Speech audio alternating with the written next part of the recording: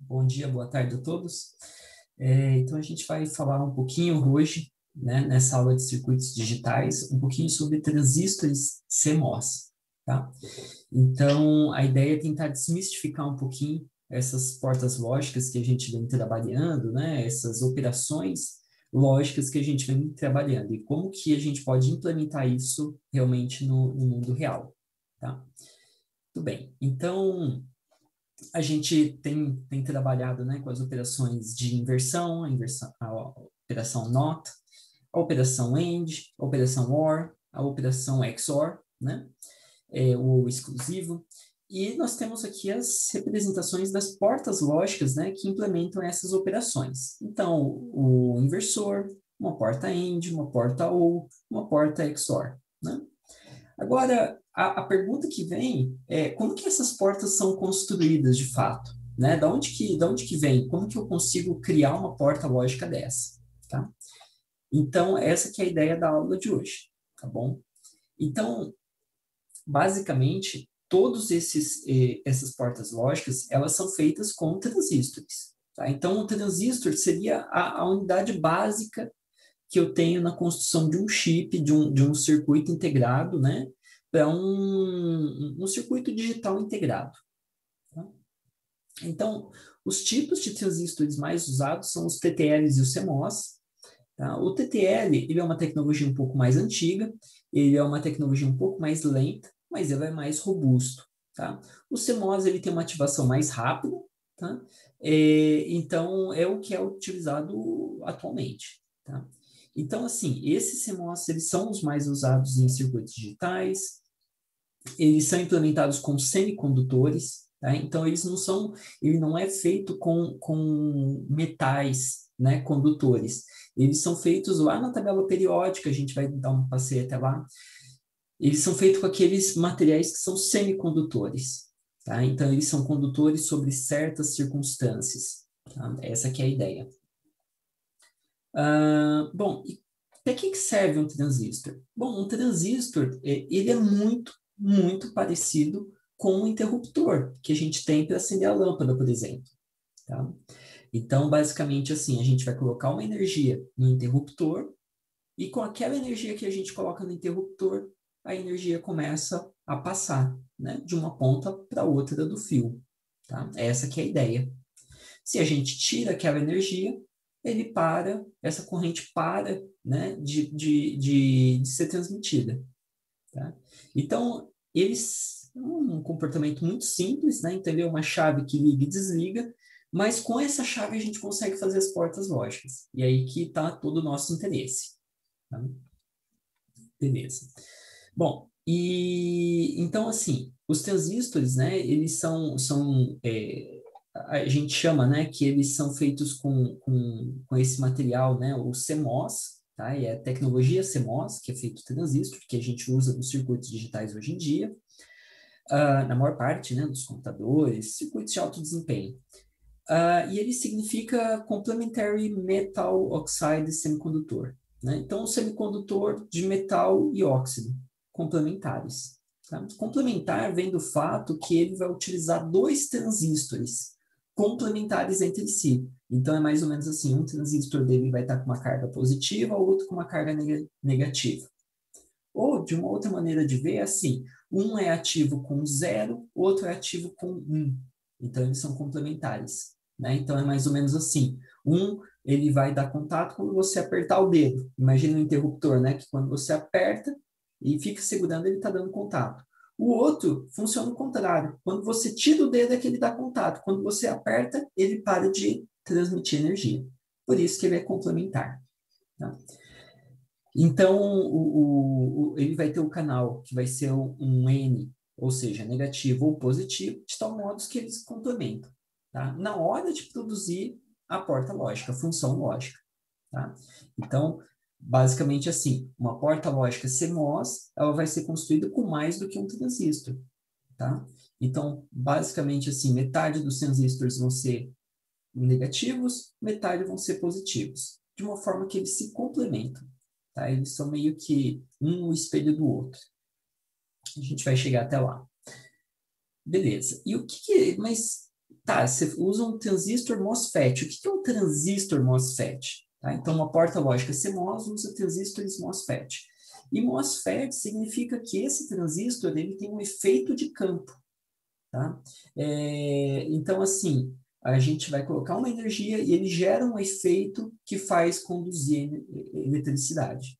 Tá? Então, a gente vai entender isso daí daqui a pouquinho. Beleza, então a gente precisa fazer um breve passeio pelo reino da química, tá? Para a gente começar a entender o que a gente está falando aqui de semicondutor. Tá? E então eu peguei alguns livros lá de química, né? E copiei alguns trechos importantes para nós, tá? Para a gente lembrar coisas do ensino médio. Então, primeira coisa, prótons, né? Aqui está um desenho de um átomo, né? Então nós temos o núcleo e a eletrosfera, tá? A eletrosfera é onde ficam os elétrons, né? Ou seja, são essas cargas negativas que ficam orbitando aqui, tá? E o núcleo, ele é formado, então, com os prótons e os nêutrons, né? As cargas positivas e os nêutrons. Bom, o núcleo, a gente não vai quebrar ele, né? A gente estaria fazendo, sei lá, uma fissão nuclear, né? Ou uma reação nuclear. Mas o que acontece toda hora é que os elétrons, sim, eles se movimentam de um átomo para o outro. Então, um átomo, ele pode ganhar ou perder elétrons, né? Então, se ele fica com mais elétrons do que ele tinha originalmente, ele fica carregado negativamente. Se ele perde elétrons, ele tem um desbalanceamento, ou seja, ele fica mais positivo, não é isso? Então, basicamente, ele ficaria com um buraco na eletrosfera. Tá? Ou senão ele ficaria com elétrons sobrando, vamos chamar assim. Tá? Beleza. Então, quando o átomo ganha elétrons, ele se torna um íon negativo. Tá? E quando ele perde elétrons, ele se torna um íon positivo, também chamado de cátion, né? Ânion e cátion. Joia? Então, nada de novo aqui, coisas que, né, a gente já viu há muito tempo e talvez a gente tenha esquecido. Tá? Legal, vamos avançando então. Então, o elétron, né, se todo mundo lembra, ele tem aqui na eletrosfera 7 camadas, tá?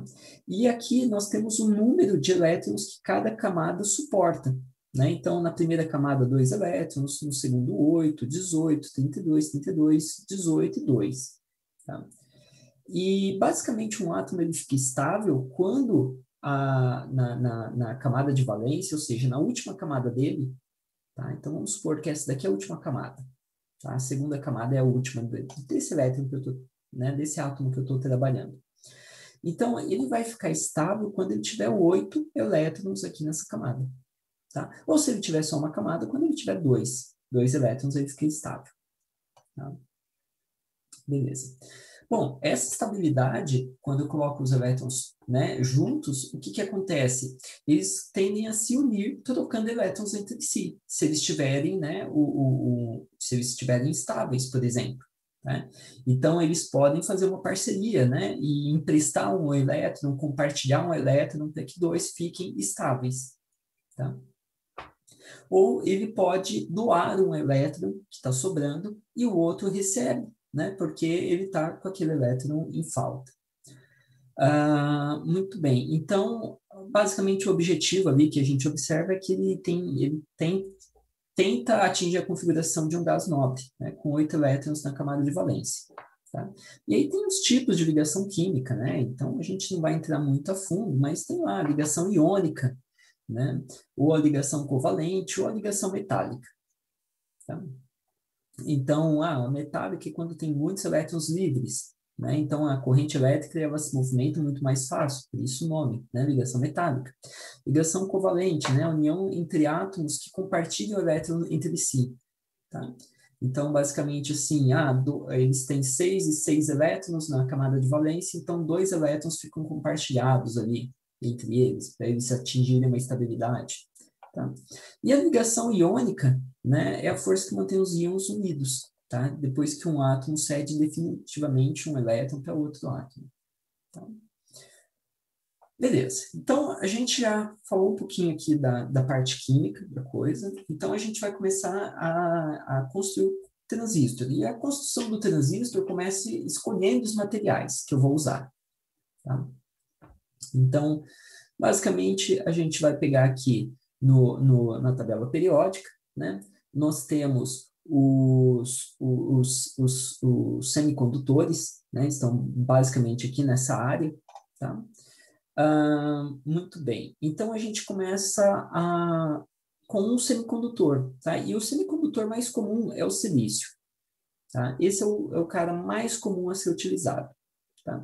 E ele tem uma configuração elétrica, né? É, ou eletrônica, que facilita o uso dele, tá? Então, aqui tem as camadas, ó, ele tem 2, 8 e 4 elétrons, tá? E, basicamente, ele se une muito bem quando você coloca átomos de silício lado a lado, tá? Por quê? Ele começa a emprestar para os companheiros que estão ali próximos e eles se estabilizam e ficam com uma união bem forte, tá? Então, isso é bem bacana. E ele não conduz ele não é um bom condutor de energia, tá? Mas tudo bem, vamos ver como que isso daí acontece. Tá? Então, é um semimetal, um semicondutor, tá? Tá aqui o silício, tem o peso atômico, tudo mais. Então, basicamente, ele atinge ligações assim, tá? Ele começa a se unir com os camaradas do lado dele, né? Então, ele tem 4 camadas, 4 elétrons na última camada, ele começa a receber aqui mais 4, compartilhar mais 4, e fica com 8, maravilha. Tá?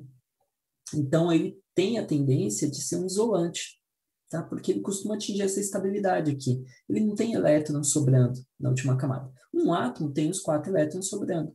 Agora, quando ele tem uma união aqui, ele costuma ser um bom isolante, tá? Um isolante médio, tá? Maravilha. Depois que a gente escolheu, então, esse é o material base, tá? Então, você chega lá, opa, eu quero um carregamento de silício. Oh, maravilha, tá aqui seu carregamento de silício. Agora, a gente vai meio que dopar esse material para aumentar a performance dele, ou para a gente obter algumas características dele, tá? Então, os dopantes, eles são outros átomos, tá? Outros materiais, e ele tem uma estrutura parecida, tá? Mas ele tem alguma leve diferença, por exemplo, um elétron sobrando, um elétron faltando na última camada, tá? Mas eles costumam ter uma estrutura muito parecida, porque o que a gente vai fazer? A gente vai pegar sei lá, uma folha de silício, tá? E a gente vai tentar polvilhar esses átomos e a gente quer que eles grudem muito bem, a gente quer que eles se fundam muito bem, tá? Então, o dopante ele vai deixar esse material, esse silício, rico ou em elétrons, ou seja, vai ter elétrons sobrando, ou em buracos, em falta de elétrons.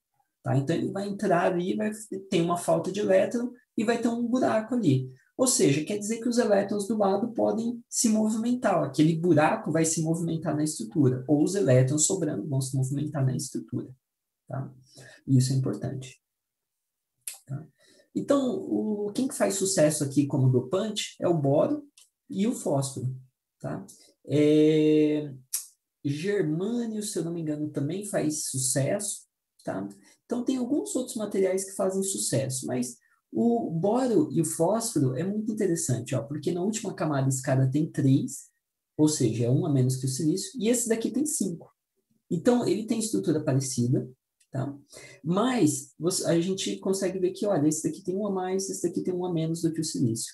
Então, aquela estrutura bonitinha que a gente viu de ligação, aquilo não vai ser totalmente verdade. Ou vai ter um elétron sobrando, que vai ficar dando voltinha por aí, ou vai ter um buraco sobrando, que pode dar uma voltinha por aí também, tá? Nessa ligação. Beleza. Então, aqui está o fósforo, né? Então, a configuração que vai atingir é mais ou menos essa, vai ter um elétron livre. Tá? Ou vai ter um buraquinho livre. Tá? Então, depende do material que eu dopo. Tá? Então, basicamente, sei lá, eu posso colocar uma máscara no meu... Quer dizer, eu posso pegar uma placa de silício, eu vou pingar, né, o líquido, esse fósforo, e eu posso colocar uma luz ultravioleta na região onde eu quero que ele se funda. Tá? E depois, com o forno em alta temperatura, né? Depois eu posso lavar aquilo, jogar no forno, e ele vai se fundir bem, tá? Colocar 1000 graus, por exemplo, ele vai se fundir. Muito bem. Então, o que a gente começa a fazer? A gente começa a fazer esse transistor que é com o Complementary MOS, tá? Com essa tecnologia MOS complementar, tá? Ah, então, o que ele vai usar? Metal, óxido e semicondutor. Legal? Então, assim, o corpo ele vai ser feito de um semicondutor dopado com material P ou material N.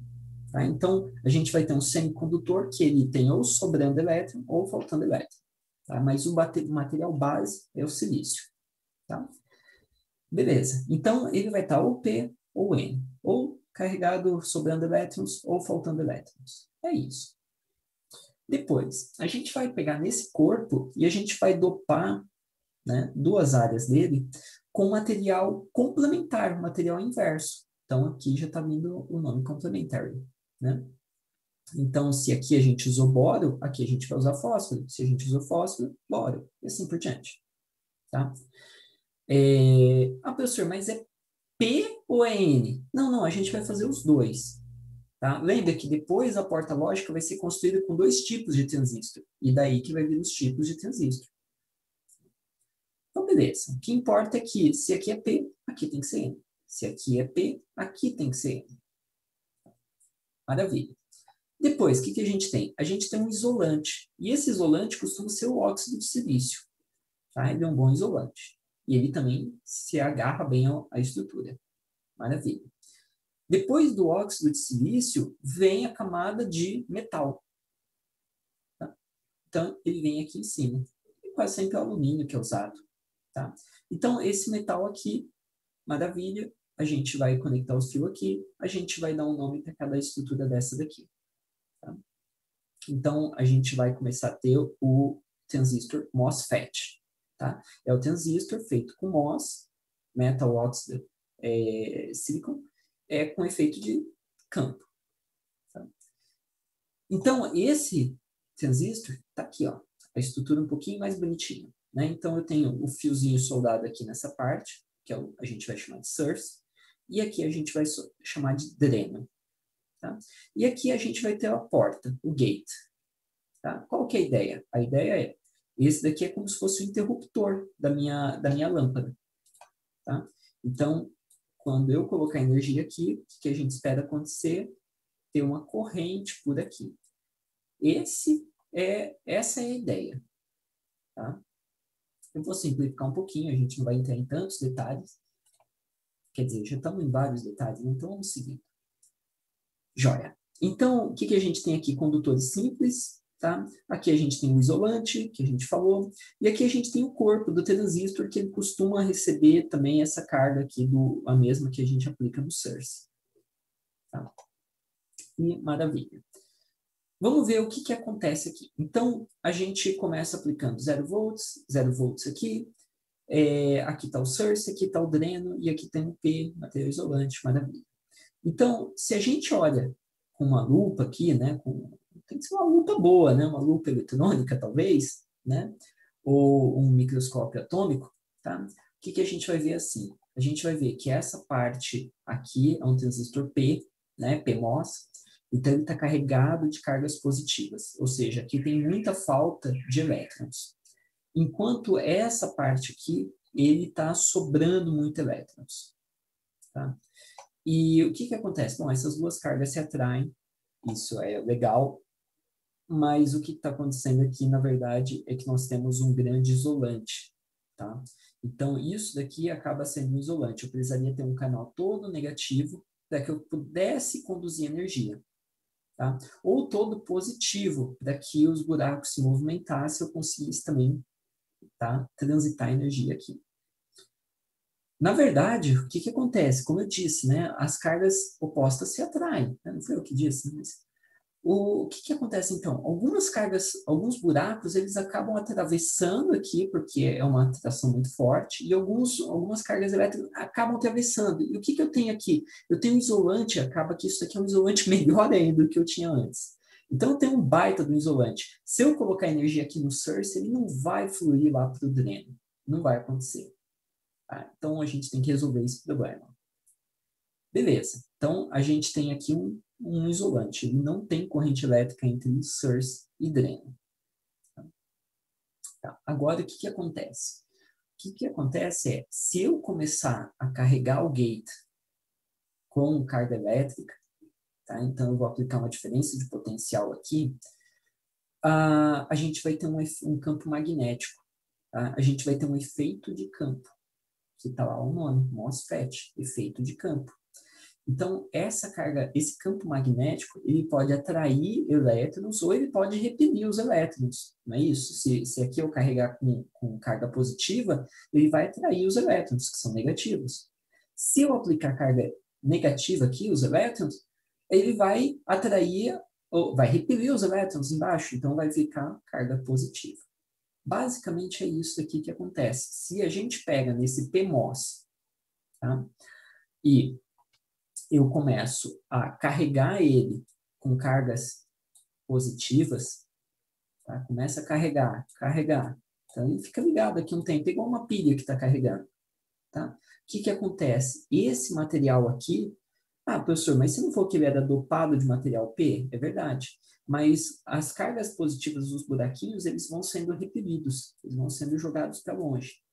E algumas cargas negativas, elas começam a ser atraídas, elas são puxadas por essa força aqui que é forte. Os opostos se atraem, né? Então, ela tem um isolante, então ele não se dissipa a energia. Não é isso que acontece. Mas ela atrai a energia aqui, tá? Os elétrons. Tá? Atraindo os elétrons, o que acontece? Aqui é a mágica. Aqui ele cria um canal, né, que é condutor de energia, de corrente elétrica. Então, agora, depois de eu ter colocado 5 volts, ter carregado essa parte de metal, que nem a gente carrega uma pilha, um capacitor, ele gera esse canal que começa a fluir a corrente elétrica. Né? Então, basicamente, a luz pode acender agora se a luz estiver conectada aqui nesse campo, nesse dreno. Tá? E essa que é o funcionamento básico do transistor MOSFET. Tá? Então, corrigindo aqui, esse daqui é um transistor do tipo N, tá? NPN. Então, é do tipo N, tá? Então, o que nós temos aqui? Nós temos o transistor do tipo N, que a gente acabou de ver, tá? Que ele tem o N, o material positivo e o material negativo, tá? Então, quando eu carregar com carga positiva aqui, ele vai começar a conduzir. Transistor do tipo N. O transistor do tipo P, ele funciona da forma inversa. Então, quando eu vou ter um material PNP, por isso tipo P. Joia. Então, o que acontece? Quando ele tiver 2 volts aqui no gate, ele não conduz. Quando eu colocar 0 volts no gate, aí ele fecha o canal e eu tenho corrente elétrica fluindo. Tá? Tudo bem. Então, a simbologia. Então, quando eu estiver desenhando um circuito, eu vou usar símbolos, tá? Para representar esses transistores, tá? Então, fica mais simples. Então, o que nós temos aqui, basicamente, é o PMOS e o NMOS, tá? Então, o que o NMOS foi o primeiro que a gente viu. Então, quando a gente colocar VDD aqui no gate, o que a gente vê? A gente vê corrente elétrica fluindo entre esses camaradas, tá? Ou o contrário, né? Porque é corrente elétrica. Então, e quando a gente tem um PMOS, o que acontece no PMOS? O PMOS é o seguinte, se a gente colocar 0 volts, aí ele ativa. Então, você está vendo que tem a bolinha aqui, igual do inversor? Essa bolinha indica que ele é ativo na parte baixa, quando o sinal está baixo. Tá? Então, fica fácil de lembrar, né? A bolinha é quando é 0, ele ativa. Quando não tem bolinha, quando é a parte alta, ele ativa. Então, quando tiver 0 volts, o que vai acontecer aqui? Tá? Corrente elétrica pode ter uma chave fechada, igual um interruptor que eu ligo. Tá? Ou seja, e o que eu tenho aqui é o seguinte, o NMOS, ele é bom para condução de cargas negativas. E o PMOS, ele é bom para condução de cargas positivas. Tá? Isso daqui influencia na hora da gente escolher como fazer uma porta lógica. Tá? A gente não está muito interessado nesse detalhe aqui, mas a gente vai chegar lá para ver como que a porta lógica é feita. Muito bem, então essa daqui é a nossa primeira porta lógica. Tá? Então, vamos estudar ela com tranquilidade. Tá? O que nós temos aqui, então, aqui, vamos colocar aqui, por exemplo, 5 volts. Então, VDD significa que ele está conectado a uma corrente elétrica. Tá? Então, ele tem 5 volts aqui, como se fosse uma bateria. Tá? E, do outro lado, o que nós temos? Nós temos algo que está aterrando a energia. É o ground, ou seja, 0 volts. Ele não tem diferença de potencial. Aqui tem diferença de potencial, aqui não tem diferença de potencial, né? Que é o que significa volts. Beleza. Então, vamos entender o que acontece com o sinal A e com a saída Q. Então, vamos colocar aqui no sinal A, vamos colocar 1. O 1, lógico, significa que eu estou aplicando, por exemplo, 5 volts. Depende da especificação do transistor. Poderia ser 3 volts, 1,5 volts e assim por diante. Tá? Mas a voltagem aqui não é importante para nós. É importante entender o que está acontecendo. Então, vamos lá. Se eu aplico 5 volts aqui e 5 volts aqui, o que vai acontecer? Esse cara, ele só conduz quando o sinal é baixo, quando é 0. Então, aqui não está tendo condução de corrente elétrica. E aqui? Esse daqui é o do tipo positivo. Então, ele está, sim... Isso. Ele está, sim, fazendo corrente elétrica fluir aqui. Então, o que está acontecendo, na verdade? Olha, eu estou conectando esse fio... Deixa eu pegar uma outra cor que talvez fique um pouco melhor, né? Estou pegando esse fio e ele está conectado aqui com o fio terra.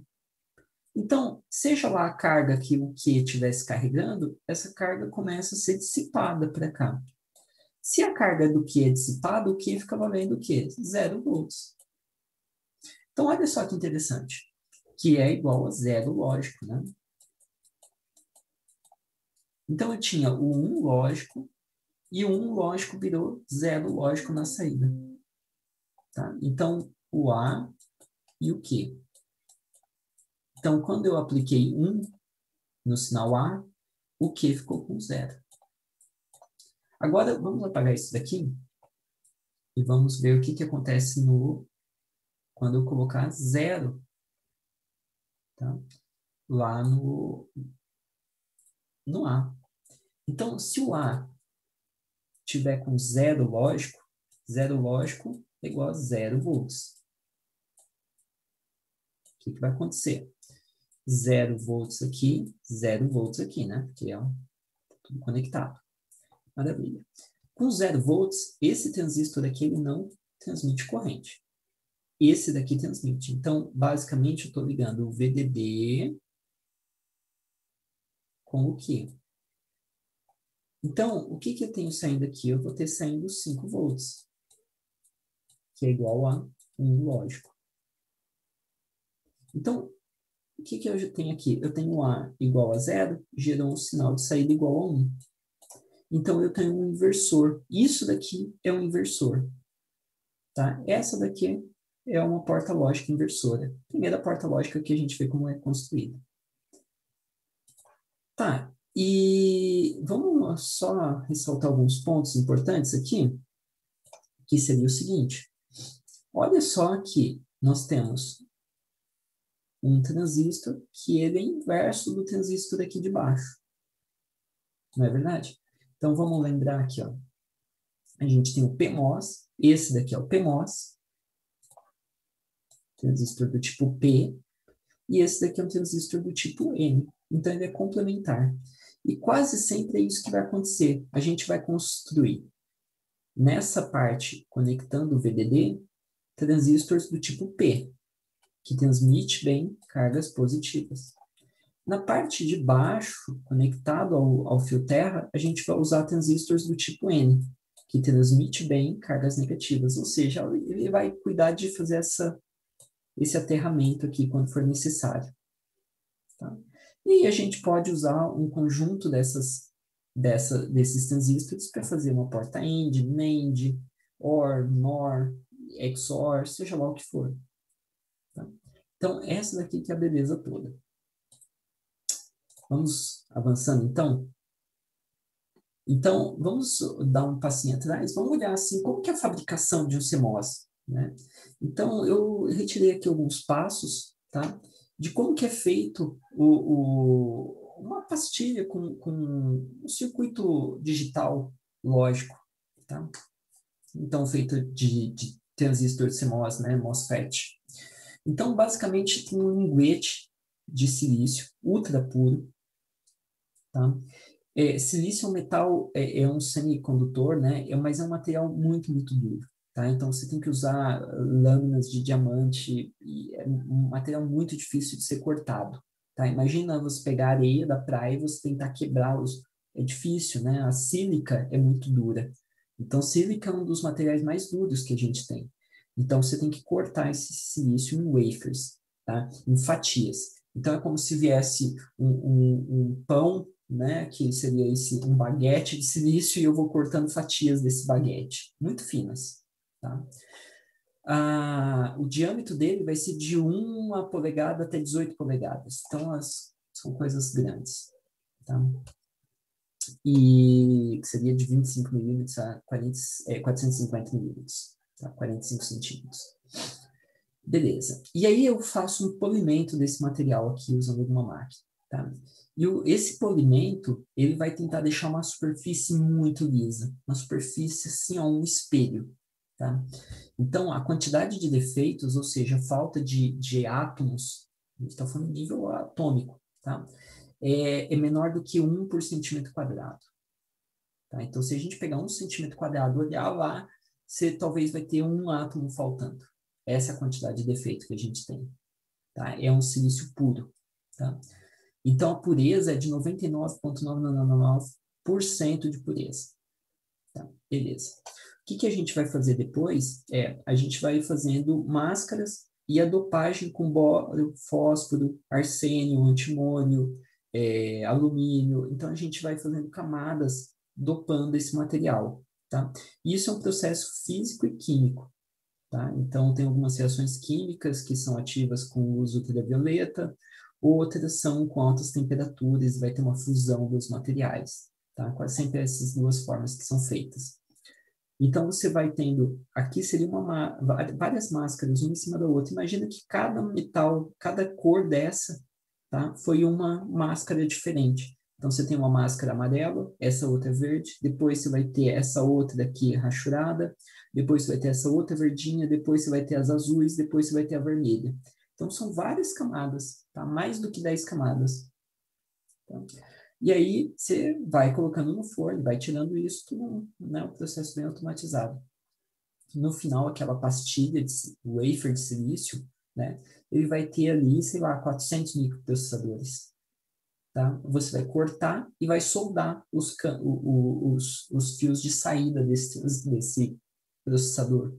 E aí você vai ter os processadores que a gente compra, né, por um preço altíssimo, tá? Porque o processo é bem complexo. Tá? Tudo bem. Então, basicamente assim, depois de você ter o wafer, tá? Você testa o circuito já no wafer ainda. Tá? Você testa os 400 processadores ali no wafer, faz um teste básico. Depois você recorta os circuitos integrados, os processadores, os circuitos que for. Depois você testa de novo. Depois você coloca numa cápsula, você coloca num invólucro que as pessoas podem manipular de fato. E aí você testa novamente. Tá? Então, nota que tem muito teste envolvido. Tá? O teste é uma das partes caras, tá? E difíceis de serem feitas em um circuito. Tá? E depois você vende. Tá? Basicamente, nessas testagens, você está classificando também. Então, pode ser que você manda fazer todos os processadores, todos os transistores da mesma maneira. Mas, nota, e se tiver um daqueles defeitos, né, por centímetro quadrado, se tiver um daquela impureza ali?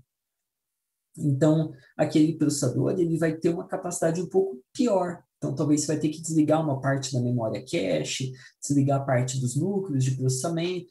Então, assim, quando a gente está falando de um processador, né, que é o que a gente está querendo evoluir no curso, a gente manda fazer, por exemplo, a Intel está mandando fazer hoje os processadores, qual que é a top de linha? 32 núcleos, professor. Então tá, todos os processadores que eles estão fazendo são de 32 núcleos.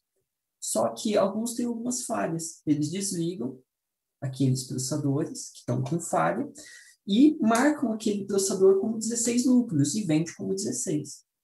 Mas o processo de fabricação foi todo igual àquele outro que custa mais.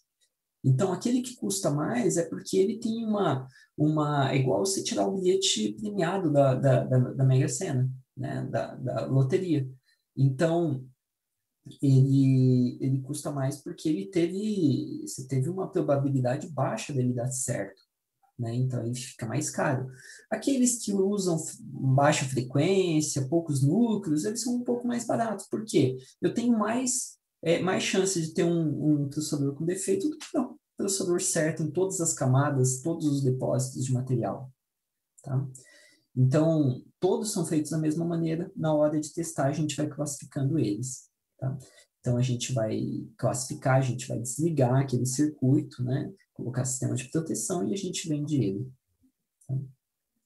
Então, a máscara de um inversor CMOS, para a gente ter ideia, seriam essas máscaras aqui, tá? Então, nota, é bastante camada, né? Então, a gente tem essa camada cinza, camada amarela, 1, 2, 3, 4, 5, 6, 7, 8, 9, né? 10 cores, rapidinho a gente chega, né? E algumas camadas aqui, elas vão ter níveis diferentes, então tem que ser essa primeiro, depois aquela, ou inverte. Então, cada uma dessas tem que ser uma fornada diferente, tá? Ou uma máscara diferente. Então, tem muitas camadas, tá?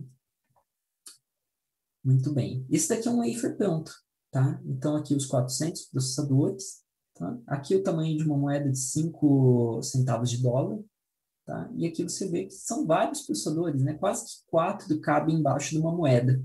Então, eles são muito pequenininhos. Embora depois, quando a gente vai comprar, é uma coisa maior, né? Porque eles colocam em invólucro, eles colocam dentro de um pacote.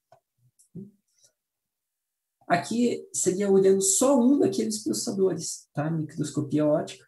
Se eu não me engano, isso daqui é com ultravioleta também eles colocam para dar essa coloração diferente. Então, basicamente, o que a gente vê aqui a gente não está vendo muita coisa, mas a gente consegue ver algumas estruturas que são similares, então elas ficam com a mesma cor. E aí depois eles vão lá e marcam, né? Colocam escrevendo o que é. Então, esse daqui é um processador, tem 1, 2, 3, 4 núcleos de processamento.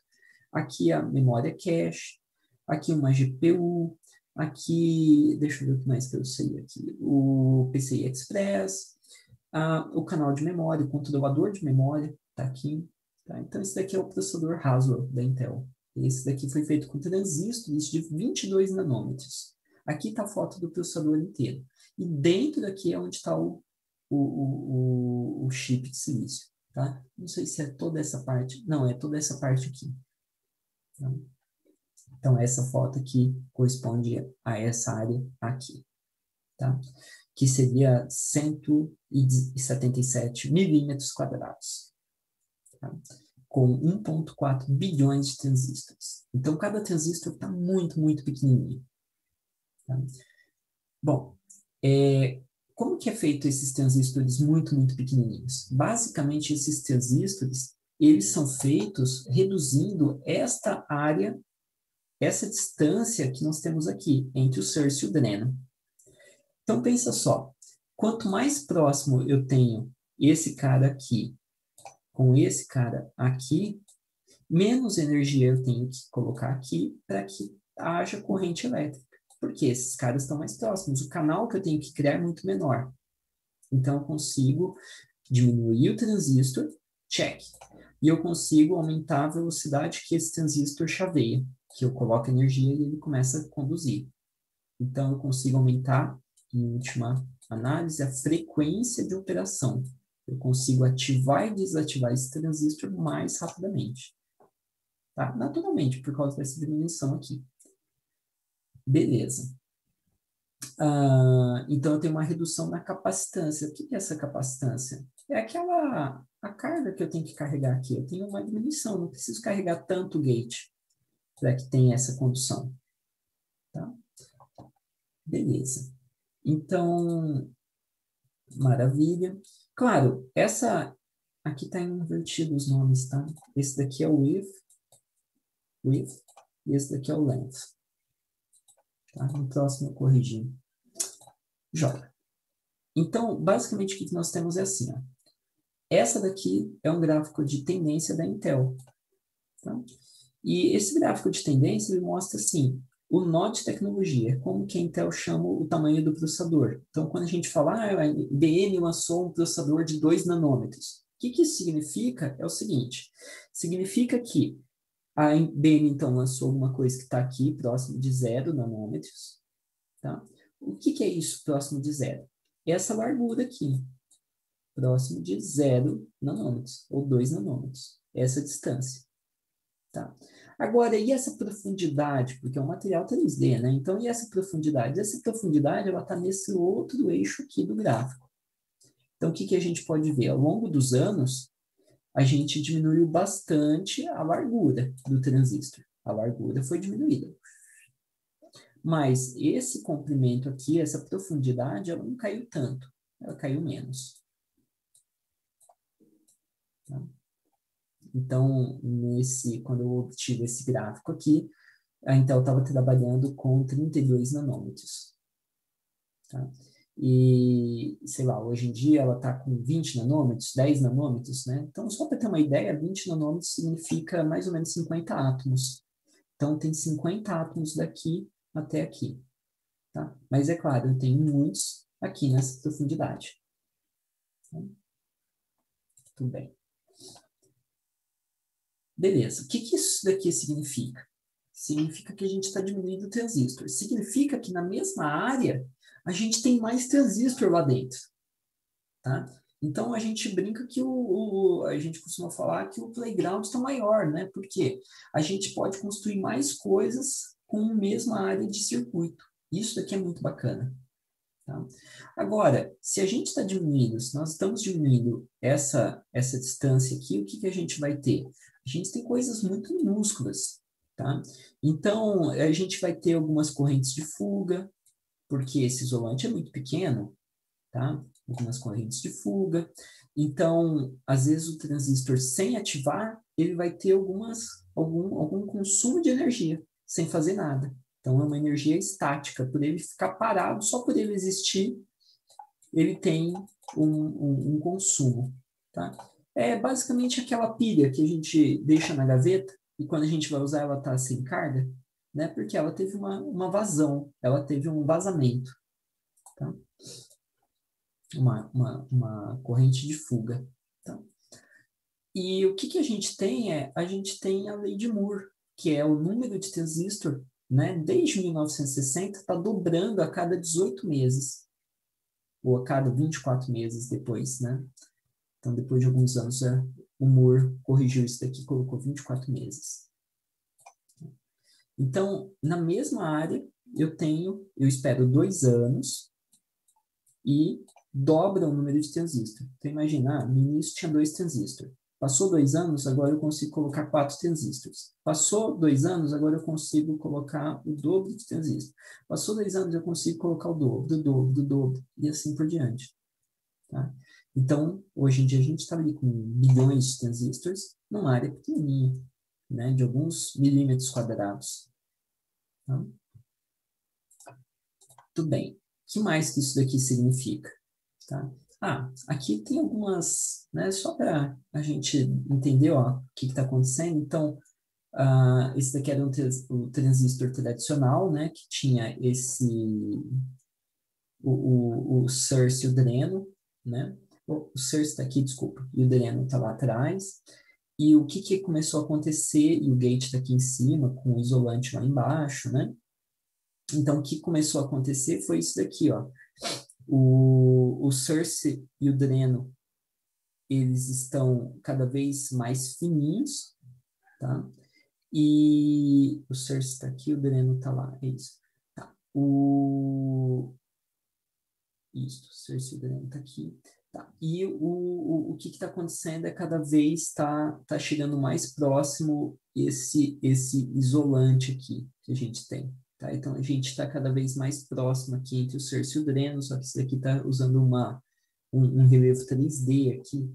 Então, é isso mais ou menos que está acontecendo. Tá? Bom, o que nos... Aí, finalizando, tá? Eu queria falar agora um pouquinho sobre o consumo de energia desse transistor. Tá? Então, agora que a gente já viu que a gente tem uma capacitância, que basicamente é quando a gente carrega o gate para fazer a transmissão de energia, né? Fechar a corrente elétrica. A gente tem uma voltagem, que é como a gente carrega aquele gate. E a gente tem uma frequência, que é a quantidade de chaveamentos de liga e desliga que eu vou fazer por minuto, ou por segundo, desculpa. Então, o consumo final de energia de um transistor, ele vai ser dado por essas variáveis aqui.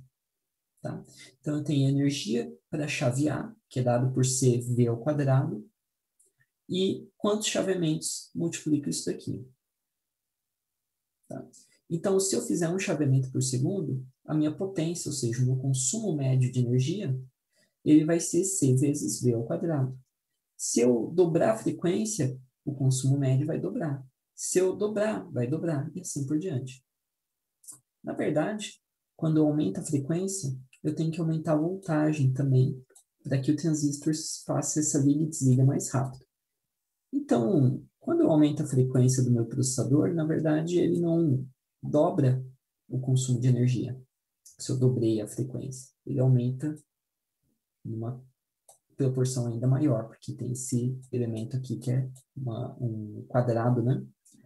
Então, se eu estou aumentando esses dois caras, ele tem um efeito muito mais importante aqui na potência. Então, se eu aumentei a frequência linearmente, o consumo de potência vai crescendo quadraticamente. Então, isso daqui é bem interessante. Tá? Isso daqui vai ter várias implicações no futuro, como a gente vai ver. Tudo bem. Então, chegando ao final, vamos ver o que mais nós temos aqui. Tá? Então, nós temos algumas portas lógicas, tá? Implementadas como se fossem chaves. Então, como assim, professor? Não, a gente viu o transistor, mas para simplificar nosso entendimento, a gente pode pensar nas portas lógicas sendo com interruptores, igual a gente tem da lâmpada de casa. Tá? Então, imagina que a gente tem o controle igual a 0. A chave está aberta, controle igual a 1, a chave está fechada. Tá? Então, a gente poderia pensar lá no nosso inversor como sendo uma chave, liga e desliga. Não é? Onde, se eu tenho VDD aqui, então esse aqui está um lógico, a chave está fechada. E aqui está aberta, porque eu tenho essa inversão aqui. Então, se chegou um aqui, na verdade, esse cara age o contrário. Então, a mesma coisa do transistor que a gente viu, só que uma outra forma de representar. Às vezes ajuda a gente a entender o que está acontecendo, né? Com essas chaves, liga e desliga. Então, quando ela está ligada, eu tenho esse contato. Quando ela está aberta, não tenho contato, não tem condução. Tá? Então, isso daqui é outra técnica usada aí para a gente analisar as portas lógicas. Tá? E aí, olha só que interessante. E se a gente tivesse duas chaves em série? Olha só que maravilha. Duas chaves em série, se essa daqui for igual a 0 e essa for igual a 1, o que vai acontecer? Essa está aberta e essa estaria fechada. Mas a corrente não consegue, porque ela está interrompida aqui. Né? Ela não consegue fluir aqui. Então, não tem passagem de corrente elétrica. Agora, quando que eu vou ter passagem de corrente elétrica, então? Bom, eu vou ter passagem de corrente elétrica se aqui for igual a 1, porque aí eu vou ter chave fechada. Então, quando eu tiver P igual a 1 e Q igual a 1, aí eu tenho uma passagem de corrente elétrica. Legal, né? Então, olha só, quando eu tiver 1 e 1, eu tenho a saída 1. Quando eu tiver 0, 0, passagem 0. 0 e 1, 0. 1, 0, 0. Porta lógica E. Uau! Então, a gente consegue construir uma porta lógica com 2 transistores em série. Tá? Tudo bem. E se fosse 2 transistores em paralelo? O que eles fazem? Mas vamos tentar entender. Se esse cara for igual a 0 e aqui for igual a 0, as chaves estão desligadas, estão abertas, ó, não tem contato. Então, a corrente não está passando aqui, está interrompida. Beleza. Agora, e se essa chave aqui tiver 1 e essa daqui tiver 0? Opa, então aqui, se a chave está 1, ela está conectada. A corrente pode passar por aqui. E vice-versa, né? Se as duas estiverem ligadas, tem as duas chaves conectadas. Então, o que a gente tem? Basicamente assim, se as duas estão abertas, a saída é 0. Agora, se 0 e 1, ou 1 e 0, ou 1 e 1, a saída é sempre 1.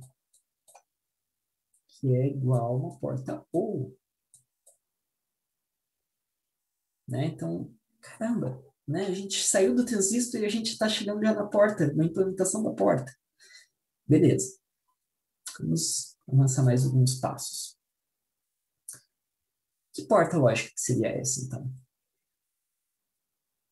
Mas, professor, ó, aqui tem porta lógica, aqui tem alguns transistores, né? Que eles estão em série e aqui estão em paralelo. Tá, mas vamos entender com tranquilidade. Ó, vamos imaginar que o A e o B são 2 sinais. Então, o A está aqui, então o A estaria saindo daqui, conectando aqui e conectando aqui. O B estaria conectando esse cara e estaria conectando esse cara aqui. Tá? Esses seriam os fios que eu tenho no meu circuito. Muito bem. Então, toda vez que o A estiver igual a 1, esse A aqui também é igual a 1, porque é o mesmo fio. O B. Então, o que acontece?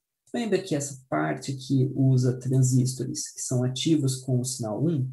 Então, eu tenho o circuito fechado aqui. E esse daqui é justamente o contrário.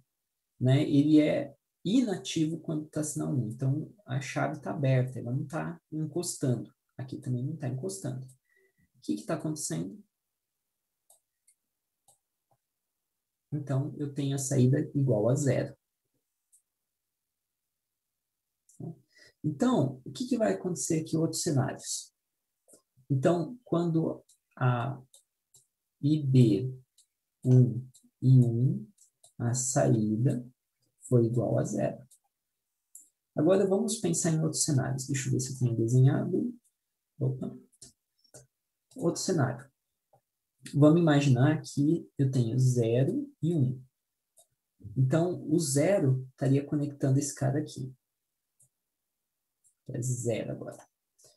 0 estaria com esse circuito aberto.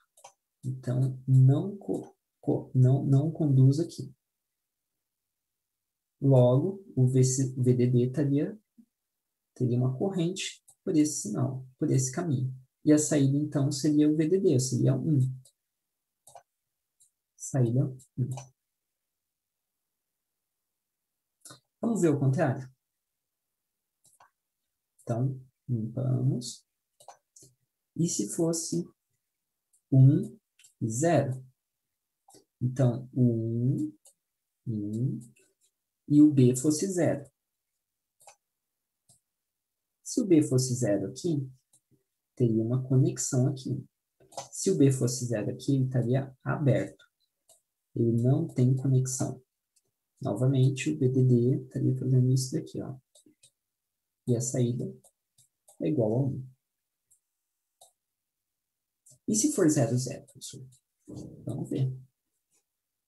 Se for 0, 0, o que nós temos? A igual a 0. A igual a 0. B igual a 0. B igual a 0. Se é 0 aqui, ele está fechado esse circuito. Tá bonitinho aqui, ó. Tá transmitindo corrente elétrica. Aqui também está transmitindo corrente elétrica.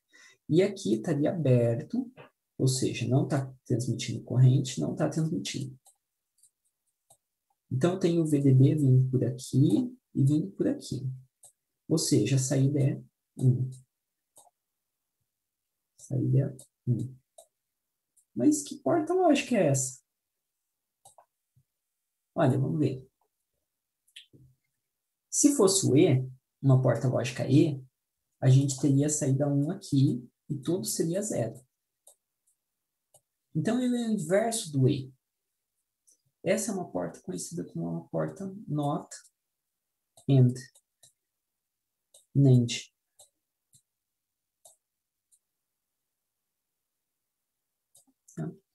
Então, é mais fácil de construir uma porta NAND do que uma porta AND, tá?